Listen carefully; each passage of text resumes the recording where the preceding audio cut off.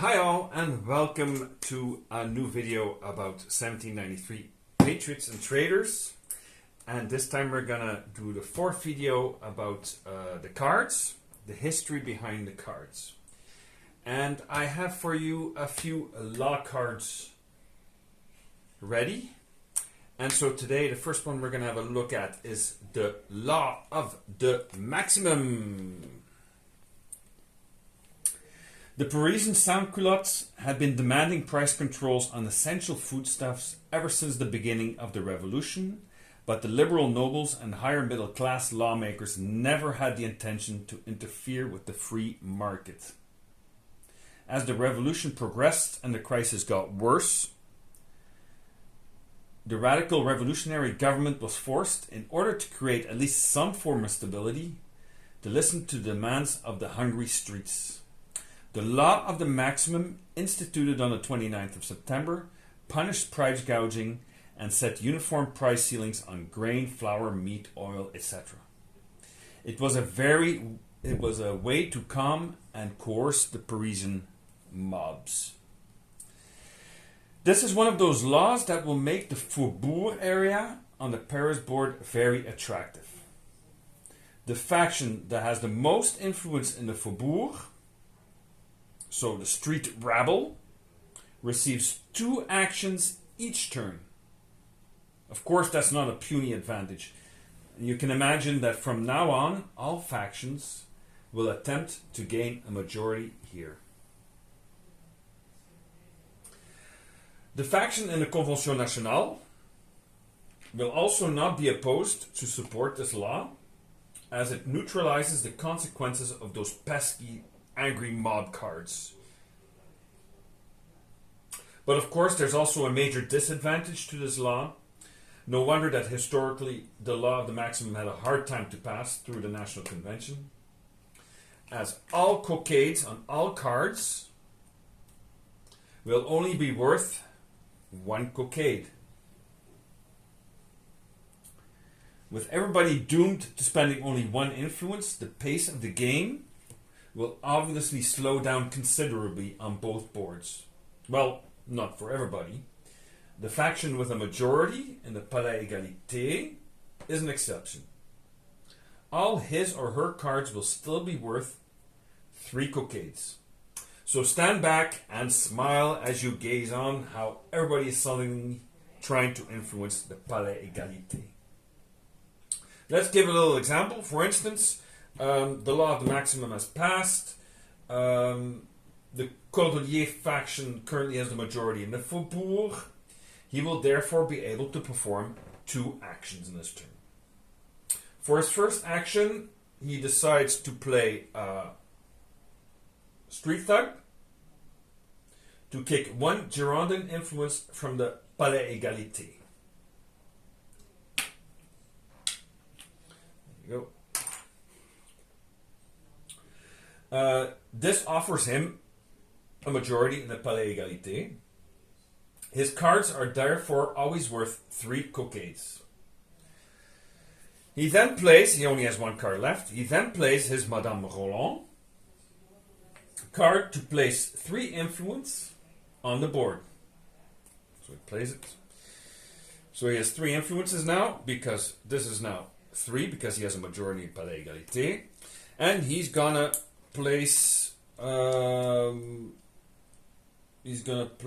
on the Palais Égalité, of course, to keep his majority there. And he's gonna place 1 here in the Notre Dame, and he's gonna buy himself another Street Thug with the other one. So that's what he does with his 3 tickets. But now he also has a second turn.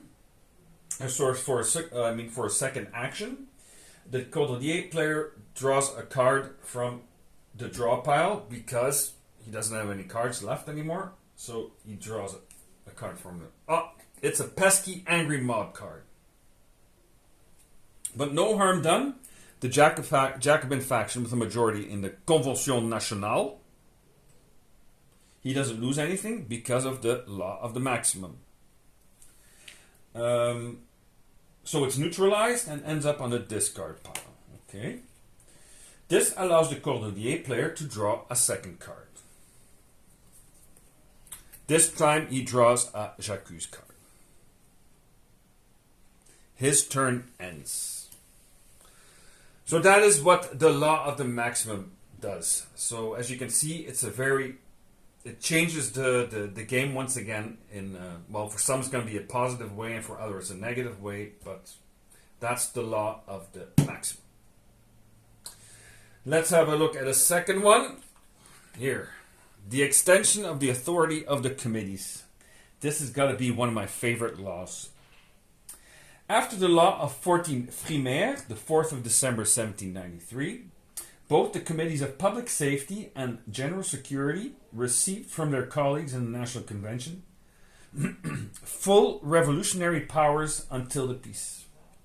In other words, both committees would now run the Republic as a temporary dictatorship in order to centralize the power, create order, and bring everybody back into the fold. Because many of their own colleagues were either too extreme or too lenient.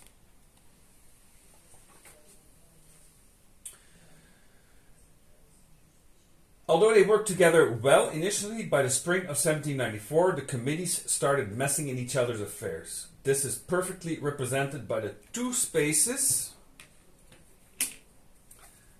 on the Les Comités tile. One represents the Committee of Public Safety and the other the Committee of General Security. Obviously, you want influence in both. So what happens when you manage to pass the law? Les Comités tile will be added to the board. Only factions with influence in Les Conventions Nationales are allowed to influence the comité area. At the start of a round, the factions with influence in les comités will be able to decide which law will be activated, or now also which law will be deactivated. So there will be no more endless discussions and voting.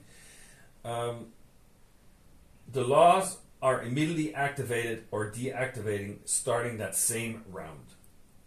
Extreme situations call for extreme measures. For instance, the Jacobins and the Cordeliers have tried to send Louis Capet, our good friend Louis Capet, where is he? Here. Been trying to send Louis de Capet to the guillotine for a number of rounds, but they've always been outvoted.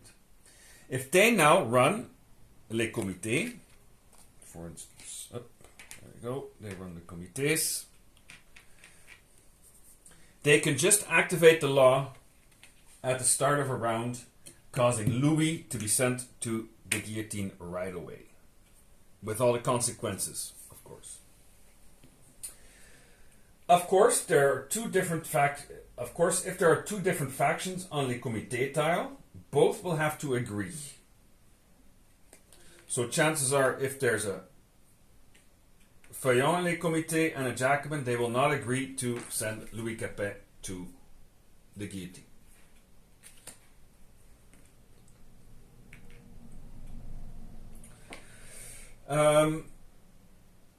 Another possible advantage for the faction or factions on that tile,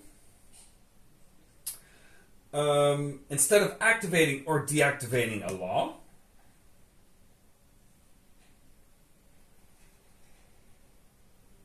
the factions or factions can decide to use the benefit of an activated revolutionary leader around the table. So an LEC. For instance, let's just say Jacques Hébert has been activated by our friend de Cordeliers, and he removes each round in his turn. The Cordelier can remove one cube and bring it to the guillotine. For instance, he's going to take this one and he's going to place it to the guillotine right away. Now say, for example, the Feuillon has a majority in les comités. The Feuillon player will be able to use Jacques Hébert to send an influence to the guillotine. So, of course, he's going to take the red one. Oh, there you go. Same as with, let's say, Vergniaud. Vergniaud has been activated. The Jacobins have the majority in a comité. So now the Jacobins, in their turn, will be able to switch around to cubes. There you go. Keep in mind, my friends, les citoyens. Although the National Convention does not have the right to propose any laws anymore, it is still the National Convention who suffers losses from a drawn angry mob card. Or when a coalition army invades a province. Furthermore, so say for example angry mob card, it's not the comité that loses, but it will be the majority here in the National Convention. Furthermore, if you find yourself in les comités and you lose all your influence in the National Convention, say for example it's like this, and you draw an angry mob card and you lose everything in the Convention Nationale, then you will lose them here too.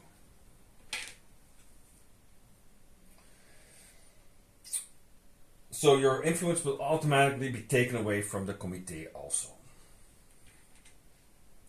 So that was extension authority of the committees. And now to finish off our video, let's take let's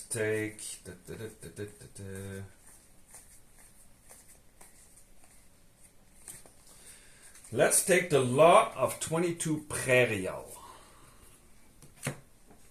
The notorious law of 22 Prairial turned the Revolutionary Tribunal into a high-speed conveyor belt to the guillotine. It was high time. The committees had already received the mission to streamline the revolutionary justice in December 1793. Furthermore, by June 1794, the Parisian prisons had become overfull. With this law, the Revolutionary Tribunal could now only come to two verdicts: acquittal or death. And the defendants were stripped of their rights to defense lawyers. At first glance, this law might seem odd. When it passes, the factions with influence in les comités area can send two influence from the conciergerie to the Place de la Révolution. So say, for example, our Jacobins are in les comités. It can send two influence from the conciergerie to the Place de la Révolution.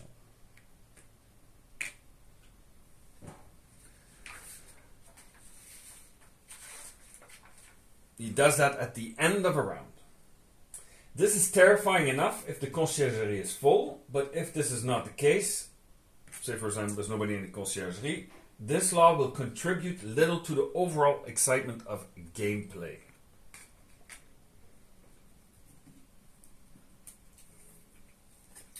Then there's also the prerequisite to this law, since it can only be activated by the factions with influence in les comités area. The law extension authority of the comités must have been activated in a previous round.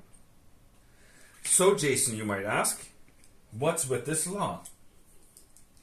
Well, more than just sending influence to the guillotine, this law in fact has a much more sneakier, darker purpose.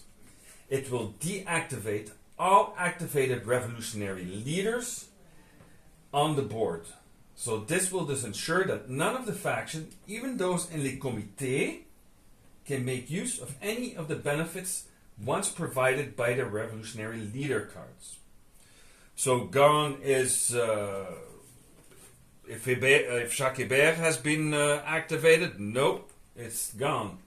If Vergniaud has been activated, nope, you can't use it anymore. Since they are deactivated, they also return into the player's hand, taking up much needed space for essentially nothing. In other words, the entire game is partly stripped naked due to the bare essentials. Only the generals, such as Lazaroche or Charles Dumouriez, they offer military benefits, they will remain activated. So, if you think you've activated the most powerful law, imagine for a moment this law in combination with the law of suspects and the law of the Revolutionary Tribunal.